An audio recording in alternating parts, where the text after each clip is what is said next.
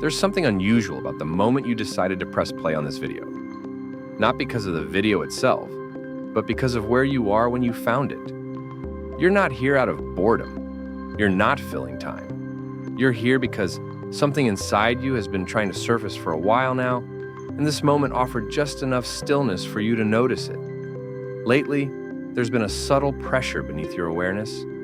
Not a clear thought, not a defined emotion, more like a quiet signal that refuses to fully translate into language.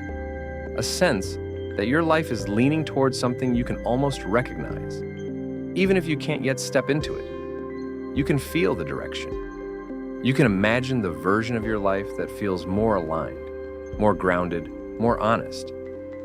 At times it's vivid, almost familiar, like remembering a future that hasn't happened yet. And yet, you're still standing here, in the present, in the gap. That distance between where you are and where you sense you're going has started to feel heavier. Not dramatic, just persistent. Enough to follow you into your mornings. Some days, you wake up with clarity. Your body feels energized. Your thoughts feel cooperative.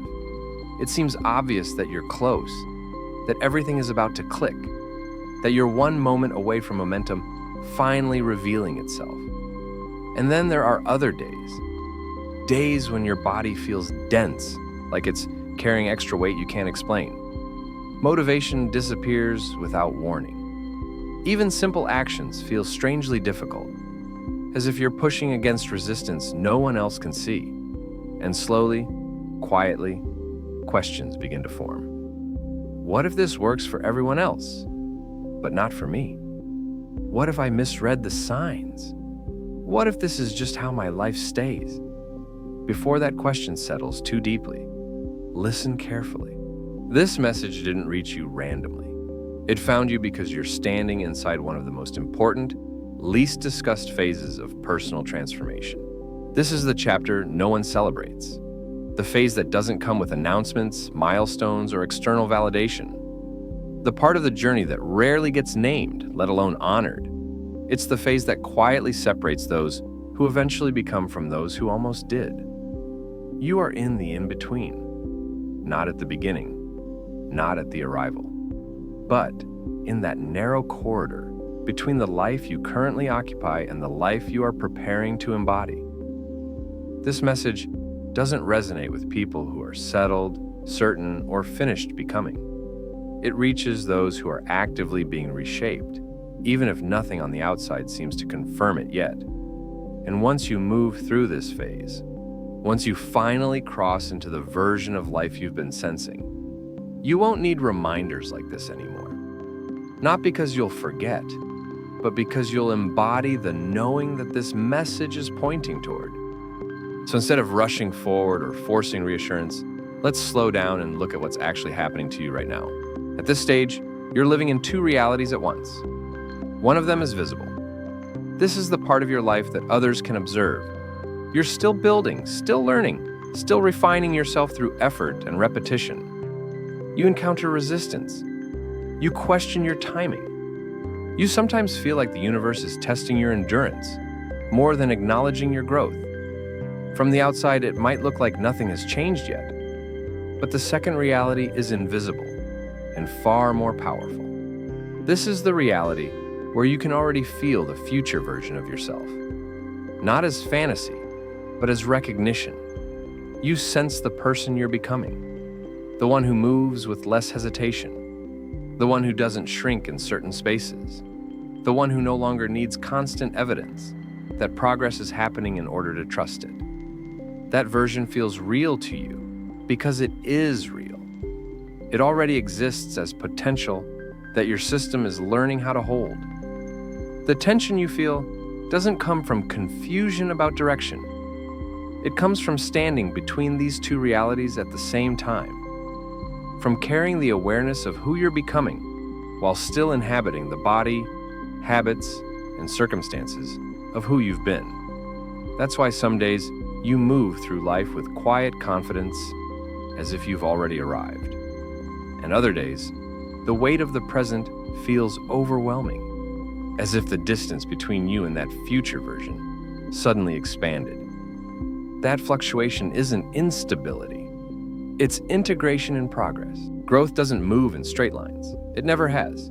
It moves in cycles, in expansions and contractions, in periods of clarity followed by uncertainty, in moments where you surge forward, then pause, then question whether the progress was real, only to later realize you were preparing for a deeper shift.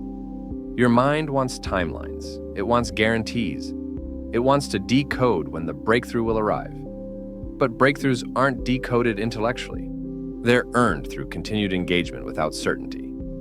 Preparation doesn't always feel inspiring. More often it feels repetitive.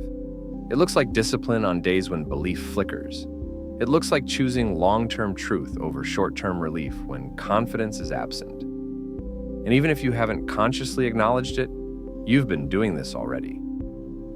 You may not have noticed the growth because you've been measuring distance instead of direction. You've been focused on how far there's left to go, rather than the fact that you're still moving at all. The simple truth is this: you already passed the point where giving up would have been easier. That matters more than you think. When the days feel heavy, an inner voice tends to surface. It asks whether this is worth it, whether the vision you're carrying is real, whether you're chasing something that will never fully materialize. That voice sounds like fear, but it's actually commitment checking itself.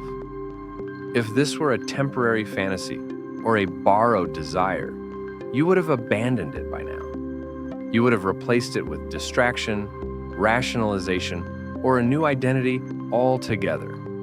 But you didn't. You're still here, still leaning forward, still asking when instead of if. That question is faith in disguise. Not perfect faith, not calm or confident faith, but living faith, the kind that persists without reassurance. Every person you admire who has moved beyond this phase once stood exactly where you are now. They doubted themselves. They questioned their timing. They assumed they might be the exception. The difference wasn't that they lacked fear. It was that they didn't let fear become the decision maker. They continued moving without confirmation. They acted without guarantees. They survived the in-between long enough to exit it.